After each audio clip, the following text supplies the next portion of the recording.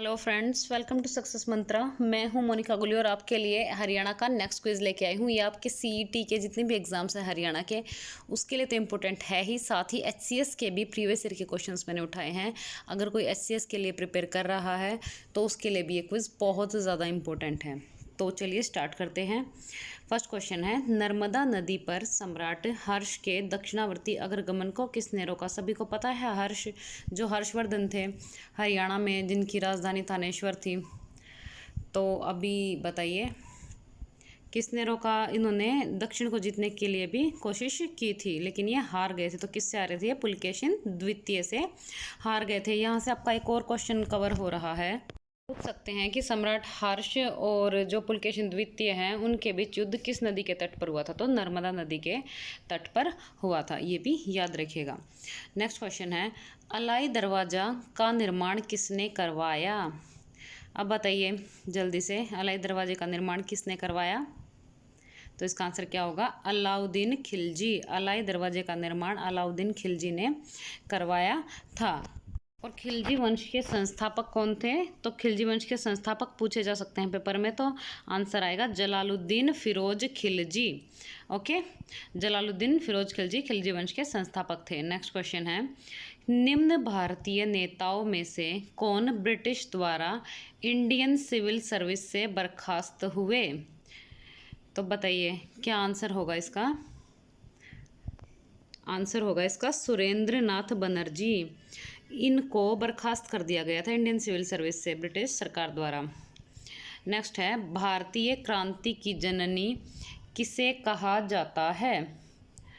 तो जो लेडीज़ में है, महिलाओं में पूछा गया है यहाँ पर, तो ये क्वेश्चन भी प्रीवियस ईयर का ही है, काफ़ी इंपॉर्टेंट। तो बताइए भारतीय क्रांति की जननी किसे कहा जाता है? मैडम भिखाजी रुस्तम कामा। पेपर में सिर्फ मैडम भिखाजी कामा भी लिखा हुआ आ सकता है, ज़रूरी नहीं है रुस्तम साथ में लिखा हुआ आएगा।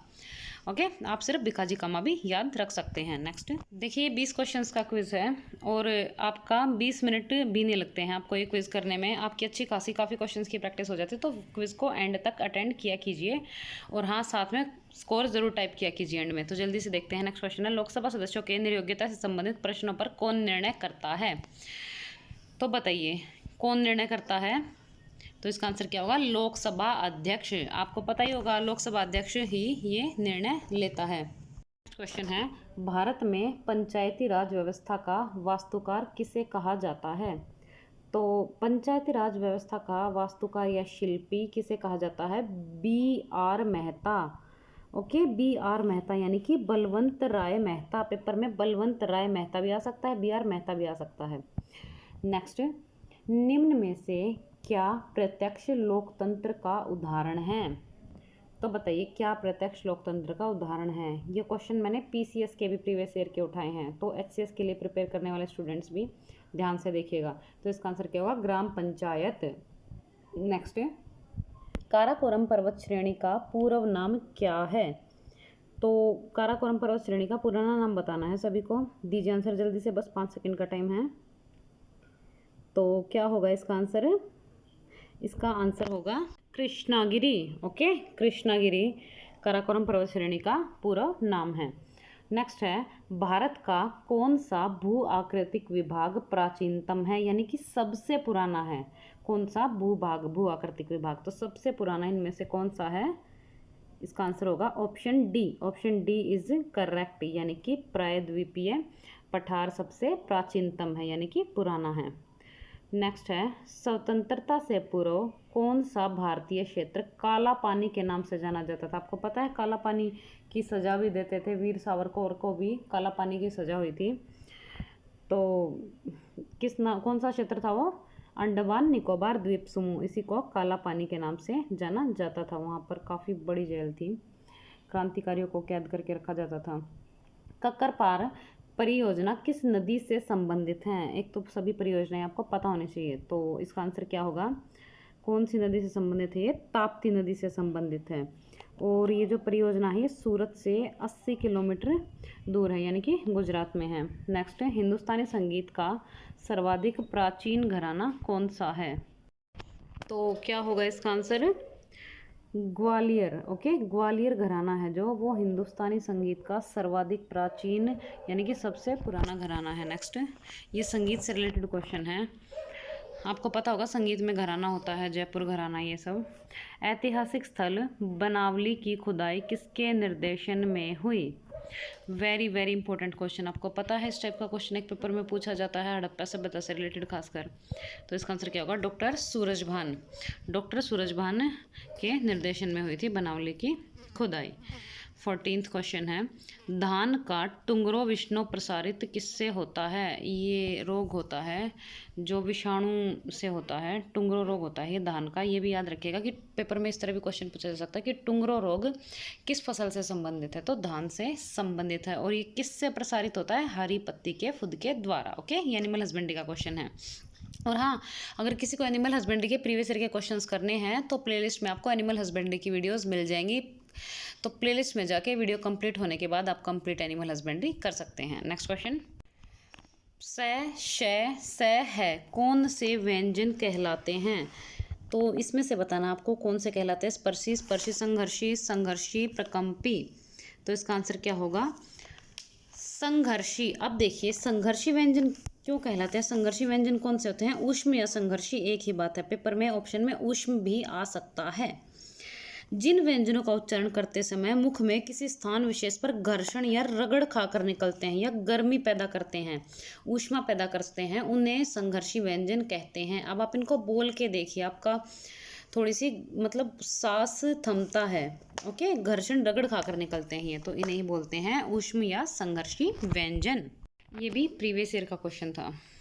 आशीर्वाद का संधि विच्छेद है, तो अब बताइए आशीर्वाद का संधि विच्छेद कौन सा है इसमें से? तो इसका आंसर क्या होगा? Option B is correct. Okay, आशीर्वाद का संधि विच्छेद क्या है? B is correct. याद रखिएगा, ये हरियाणा के एग्जाम्स में भी पूछा गया था, तो कई बार ये स्टूडेंट्स को समझ नहीं आता। इसमें देखिए विसर्ग लगे हुए हैं पीछे, तो ध्यान रखिएगा ये संधि विच्छेद। चलिए अभी नेक्स्ट है vocab. What is the synonym of dissipate? आप बताइए डिसिपेट का सिनोनिम क्या होगा? Option A disperse, B distribute, C divide, D waste. Only 5 seconds you have, जल्दी से आंसर दीजिए। तो टाइम अप होता है, इसका आंसर होगा वेस्ट। ओके, अब देखिए डिसिपेट क्या होता है? उड़ जाना, खर्च करना या उड़ा देना। और वेस्ट भी क्या होता है? वेस्ट करना, खर्च करना फालतू के। चलिए बाकी के ऑप्शंस देख लेते हैं। डिस्पर्स, डिस्पर्स क्या होता है? फैलाना होता है। डिस्ट्रीब्यूट क्या होता है? डिस्ट्रीब्यूट करना, बांटना। और डिवाइड का तो सबको ही पता है। नेक्स्ट है what is the antonym of exhaust? अब बताइए। Option A tire, B empty, C invigorate, D drain. दीजिए आंसर, ए बी सी या डी, दीजिए आंसर। तो ऑप्शन सी इज करेक्ट, यानी कि इनविगोरेट। अब देखिए एग्जॉस्ट का मतलब क्या होता है?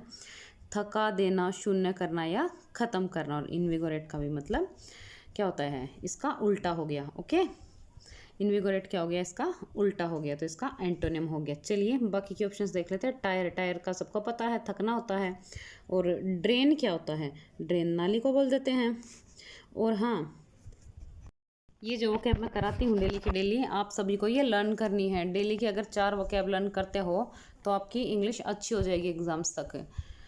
नेक्स्ट है idiom. By all accounts. Option A in the opinion of most people, B in many ways and aspects, C from his attitude and behaviour, D from all reports and records. दीजिए answer, क्या होगा इसका answer? तो time up होता है, इसका answer क्या होगा? From all reports and records. अब देखिए बाय ऑल अकाउंट्स होता है लोगों के अनुसार, आम धारणा में, तो इसका इडियम क्या हो गया? From all reports and records. Next है one word substitution.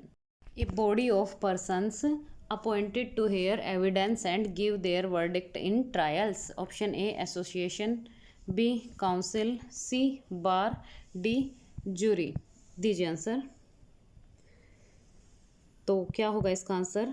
Option D is correct, यानी कि जूरी। अब देखिए body of person appointed to hear evidence and give their verdict in trials, तो इसका आंसर क्या हो गया, जूरी हो गया। अब चलिए बाकी के ऑप्शंस देख लेते हैं क्या होते हैं। एसोसिएशन, एसोसिएशन क्या होती है, संगीति, सुना होगा ना, बहुत संगीति हुई है सब। काउंसिल, काउंसिल क्या होती है, परिषद होती है। ओके, तो आज के हमारे जो क्विज है वो कंप्लीट होता है।